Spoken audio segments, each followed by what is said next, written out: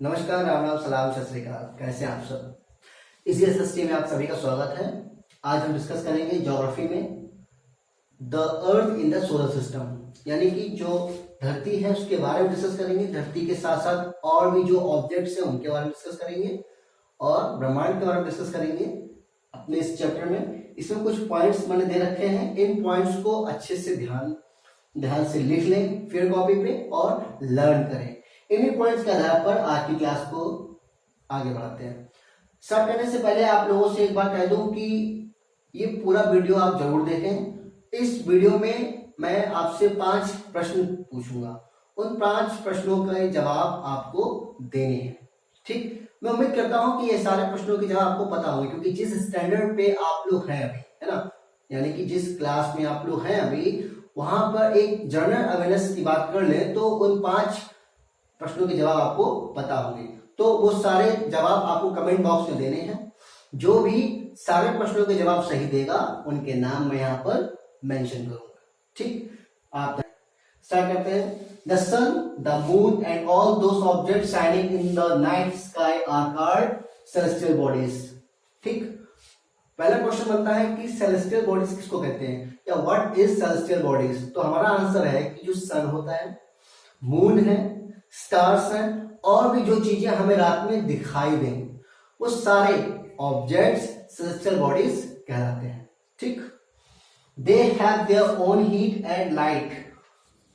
अब हम बात कर रहे हैं उन सेलेस्टियल बॉडीज की जिनकी खुद की हीट होती है और खुद की लाइट होती है, यानी कि जो खुद प्रकाशवान होते हैं। ठीक, जिनको चमकने के लिए या जिनको प्रकाशवान के लिए किसी और की लाइट की जरूरत नहीं होती। ठीक, they have their own heat and light which they emit in large amount, जो लाइट को बहुत बड़ी मात्रा में उत्सर्जित करते हैं। ठीक, these celestial bodies are called stars. तो उन सेलेस्टियल बॉडीज को स्टार कहते हैं। ठीक, इसका मतलब स्टार एक सेलेस्टियल बॉडीज है। कैसा सेलेस्टियल बॉडी है? जिसकी खुद की हीट और लाइट हो। इसके अलावा और भी सेलेस्टियल बॉडीज होते हैं, जरूरी नहीं है कि उनकी खुद की हीट और लाइट होती है। ठीक, अगला, अच्छा, हमारा पहला क्वेश्चन, अगला लाइन स्टार्ट करने से पहले हमारा पहला क्वेश्चन बनता है, ठीक, भारत में कितने स्टेट्स हैं? अभी कुछ समय पहले भारत के स्टेट्स की संख्या में परिवर्तन हुआ है, चेंजेस आए हैं। तो आप लोगों को यह बताना है कि भारत में कितने स्टेट्स हैं और कितनी यूनियन टेरिटरीज हैं, है ना। इसका सही जवाब आप कमेंट बॉक्स में दें। आगे बढ़ते हैं। You may notice various patterns form by different groups of stars. आप लोगों ने ध्यान दिया होगा, रात में कभी आकाश को देखा होगा तो अलग अलग तरह के एक पैटर्न दिखाई देता है स्टार्स का, है ना। कुछ स्टार्स अलग अलग तरह के होते हैं, वो एक पैटर्न बनाते हैं। कुछ स्टार एक ग्रुप में होते हैं, वो अलग पैटर्न बनाते हैं। कुछ स्टार अलग ग्रुप में होते हैं, वो अलग पैटर्न बनाते हैं। तो ऐसे कई पैटर्न्स आपने देखे होंगे या आपने ऑब्जर्व किए होंगे, है ना। तो वो जो पैटर्न्स बनते हैं, स्टार के जो ग्रुप बनते हैं, जो पैटर्न बनाते हैं, उनको you may notice various pattern form by different group of star, these are called constellations. तो जो पैटर्न आपने ऑब्जर्व किए हैं, नोटिस किए हैं, उनको कॉन्स्टलेशंस बोलते हैं। जैसे आपने सप्तऋषि के बारे में सुना होगा, तो सप्तऋषि का भी एक पैटर्न होता है ना। तो वो पैटर्न कैसा होता है? अगर आपने नहीं देखा तो आप घर पे अपने बड़ों से कहें कि वो सप्तऋषि दिखाएं। जब वो आपको दिखाएंगे सप्तऋषि, तो वो एक पैटर्न है। ठीक, उसको कॉन्स्टलेशंस बोलते हैं। उर्सा मेजर और big bear is one such constellations.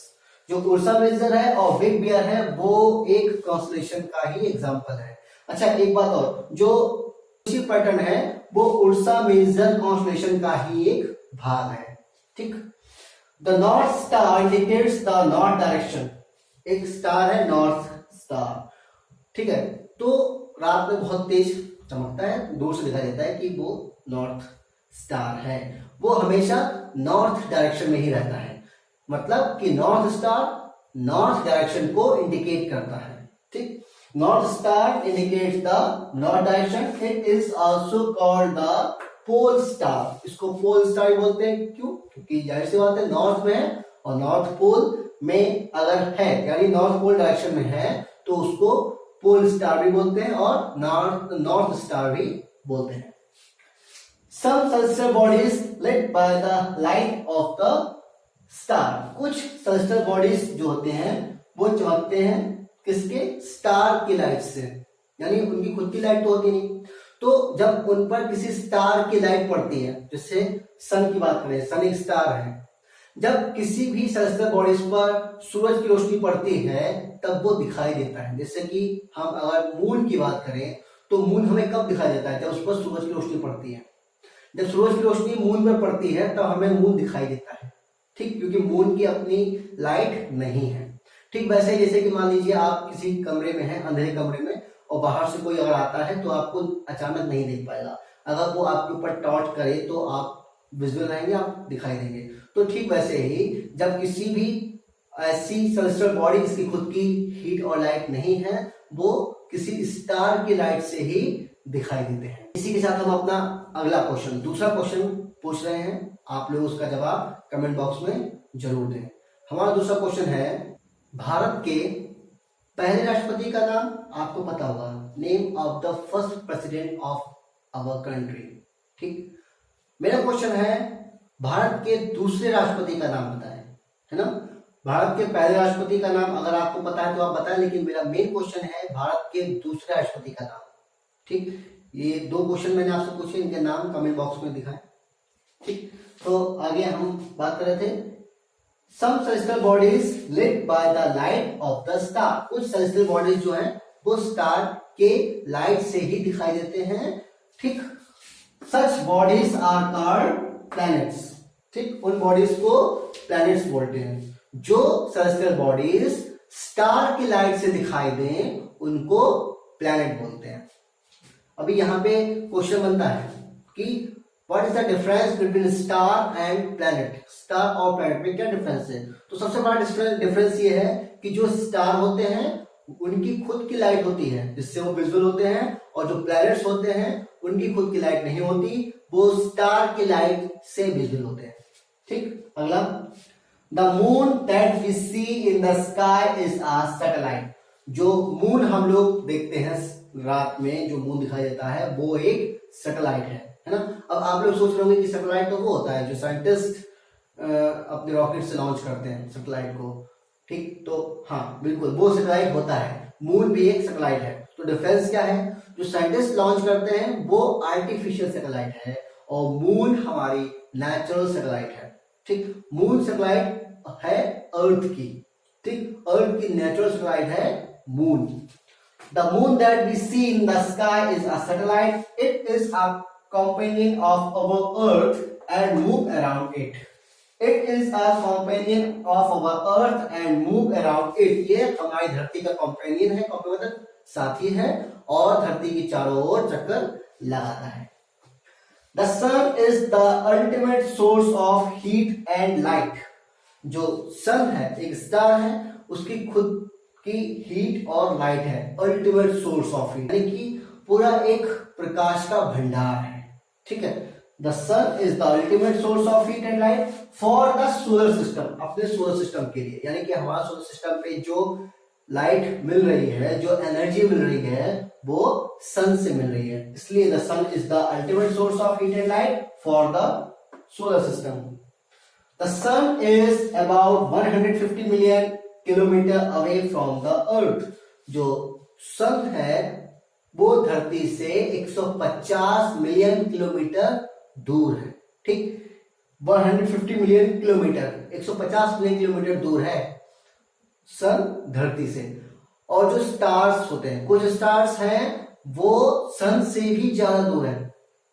ठीक, और उनसे बड़े होते हैं, जितना बड़ा सन है उससे भी काफी बड़े स्टार हैं, क्योंकि वो बहुत दूर है इसलिए हमेशा छोटे ही दिखाई देते हैं। आगे, it provides the pulling forces, जो सन है वो पुलिंग फोर्स प्रोवाइड करता है। पुलिंग फोर्स मतलब क्या होता है, किसी को, मतलब अगर आप किसी को खींच रहे हो ना तो एक पुलिंग फोर्स कहलाएगा। तो ऐसे ही सन सारे प्लैनेट्स को अपने आसपास होल्ड किए हुए, यानी कि रोके हुए, जिसकी वजह से सारे प्लैनेट्स सन के चारों ओर चक्कर लगाते हैं। ठीक, तो वो पुलिंग फोर्स प्रोवाइड कर रहा है सन, जिसकी वजह से सारे प्लैनेट्स एक फिक्स पाथ में ही सूरज के चारों ओर चक्कर लगा रहे हैं। अच्छा, हम आपसे 2 क्वेश्चन पूछ चुके हैं। तीसरा क्वेश्चन हमारा है, भारत के पहले गृह मंत्री का नाम बताएं। First home minister of our country या first home minister of India, है ना। देखिए, जनरल क्वेश्चन तो ये है कि भारत के पहले प्रधानमंत्री का नाम बताएं, भारत के पहले राष्ट्रपति का नाम बताएं, लेकिन कुछ क्वेश्चन थोड़ा हटके होते हैं जो हो सकता है लोग नहीं पूछते एक दूसरे से, है ना, या जिनके जवाब बहुत कम मालूम होते हैं। फिलहाल आप जवाब दें इसका, भारत के पहले गृह मंत्री का नाम बताइए। ठीक, आगे, there are 8 planets in our solar system. हमारे सोलर सिस्टम में 8 प्लैनेट्स हैं। प्लैनेट्स क्या होता है? वो सेलेस्टियल बॉडीज जो स्टार की लाइट से विजिबल हो, वो प्लैनेट्स कहलाते हैं। तो हमारे सोलर सिस्टम में 8 प्लैनेट्स हैं। There are 8 planets in our solar system in order of their distance from the sun. सूरज से उनकी दूरी के क्रम में लगाने की बात हो रही है। वो है पहले मरकरी, यानी कि सूरज के सबसे पास में जो ग्रह है वो मरकरी है, उसके बाद वीनस, फिर Earth, Mars, Jupiter, Saturn, Uranus and Neptune. ये 8 ग्रह हैं जो एक ऑर्डर में लगे हुए हैं सूरज से दूरी के हिसाब से। सबसे पास में जो है वो मरकरी है, उसके बाद वीनस है, उसके बाद अर्थ है। यहाँ पे अर्थ है सूरज से तीसरे नंबर पे है। ठीक, Mercury is nearest to the sun. Mercury की बात करें तो वो सूरज के सबसे पास में है ना, इसलिए मरकरी का नाम पहले दिया हुआ है। तो Mercury is nearest to the sun. अच्छा, मरकरी से याद आया, जो सबसे पहला प्लैनेट है, इससे पहले 2010 के लगभग, है ना, 2010 से पहले हमारे सोलर सिस्टम में 9 प्लैनेट हुआ करते थे, है ना, 9 ग्रह हुआ करते थे। यहाँ पे 8 ही हैं। ठीक, 9 ग्रह हुआ करते थे। 9वां जो ग्रह था वो लिस्ट से हटा दिया गया। उस 9वें ग्रह का नाम बताएं। ठीक, मैंने 4 क्वेश्चन हो गए हैं, एक क्वेश्चन और रह गया है, वो भी आपसे पूछते हैं। ठीक, पहला क्वेश्चन था कितने स्टेट्स हैं। दूसरा क्वेश्चन था दूसरे राष्ट्रपति का नाम बताएं। तीसरा क्वेश्चन भारत के पहले गृह मंत्री का नाम बताएं। चौथा क्वेश्चन जो सोलर सिस्टम में 9 ग्रह थे उसमें जो 9वां ग्रह हटा दिया गया है उसका नाम बताएं। It takes only about 88 days to complete one round. Venus की बात हो रही है, सॉरी मरकरी की बात हो रही है। मरकरी सूरज के सबसे पास में है, इसलिए वो सूरज के चारों ओर चक्कर लगाने में 88 डेज लेती है। अच्छा, अर्थ कितने डेज लेती है? 5वां क्वेश्चन हमारा, धरती सूरज के चक्कर लगाने में कितने दिन लेती है ना। Mercury is nearest to the sun. It takes only about 88 days to complete one round. Mercury सूरज का चक्कर लगाने में 88 दिनों का समय लेती है। Venus is considered as Earth's twin. Venus को धरती की जुड़वा बहन माना गया है ना, यानी कि धरती और Venus को धरती की बहन माना गया, जुड़वा बहन। अब जुड़वा बहन माना गया इसका मतलब कुछ तो सिमिलरिटी होगी, है ना, बिकॉज क्योंकि its size and shape are very much similar to that of the earth। क्योंकि इसका जो साइज है, जो शेप है, वो पूरी तरह से धरती की तरह है, इसलिए इसको अर्थ ट्विन या धरती की जुड़वा कहा गया है।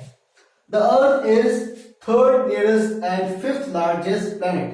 सोलर सिस्टम में जो अर्थ है वो सूरज से थर्ड नियरेस्ट, यानी सूरज के सबसे पास में तीसरा ग्रह है, और सबसे बड़े ग्रहों की बात करें तो 5वें नंबर पे है। ठीक, द अर्थ अपीयर्स ब्लू। धरती ब्लू दिखाई देती है बिकॉज क्योंकि it's 2/3 surface is covered by water. क्योंकि धरती के 2/3 हिस्से पे, यानी कि धरती के मान लीजिए 3 हिस्से करें और उन 3 हिस्सों में 2 हिस्सों पर 2 हिस्से जो हैं वो पूरी तरह से पानी में है ना, या धरती के 3 में से 2 हिस्सों में पानी है, इसलिए धरती ब्लू कलर की दिखाई देती है ना। The earth appears blue because its 2/3 surface is covered by water. आगे, the moon is only one satellite of the earth.